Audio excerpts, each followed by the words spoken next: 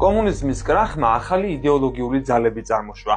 მათგან უმთავრესი იდეოლოგიური მიმართულებებია: ნაციონალიზმი, განსაკუთრებით ეთნიკური ნაციონალიზმი, რომელმაც როგორც მოწინავე იდეოლოგიამ მრავალ პოსტკომუნისტურ ქვეყანაში შეცვალა მარქსიზმ-ლენინიზმი და რელიგიური ფუნდამენტალიზმი, რომელიც თავის მხრივ მრავალსახოვანია და სულ უფრო მეტი გავლენა აქვს განვითარებად სამყაროში.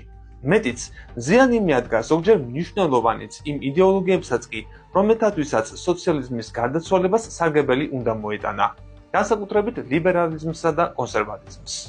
პოსტმოდერნული საზოგადოებები სულ უფრო დანაწევრებული და პლურალისტური ინფორმაციული საზოგადოებებია, რომლებშიც ადამიანები მწარმოებლებიდან მომხმარებლებად გარდაიქმნებიან. ინდივიდუალიზმი რელიგიისა და ეთნოსისადმი ერთგულებას ენაცვლება. პოსტმოდერნი, რომელსაც ზოგჯერ გვიან მოდერნს უწოდებენ, სწრაფად ავითარებს ახალ იდეოლოგიურ მოძრაობებს და ამასთან უკვე დამკვიდრებულ იდეოლოგიებსაც უცვლის სახეს. ეს უკანასკნელი ტენდენცია აისახა ისეთი საკითხების წინა პლანზე წამოწევაში, როგორიცაა ეგრეთ წოდებული ცხოვრების სტილი და იდენტობა. ორივე მათგანი პოსტმატერიალურ მგრძნობელობათა გამახვილებასა და იმ კლასობრივი უნარის დაქვეითებას უკავშირდება, რომელიც სოციალური იდენტობის გრძნობას წარმოშობს.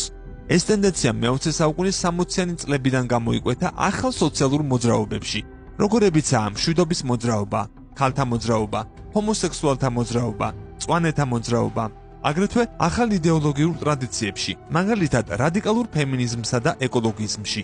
ახალ იდეოლოგიურ აზროვნებას ბიძგი მისცა არსებულ იდეოლოგიურ ტრადიციებთან, პოსტმოდერნიზმის იდეების შერწყმის მცდელობებმაც. ამან კი მრავალი პოსტიზმი წარმოშვა, მაგალითად პოსტლიბერალიზმი, პოსტმარქსიზმი, პოსტფემინიზმი.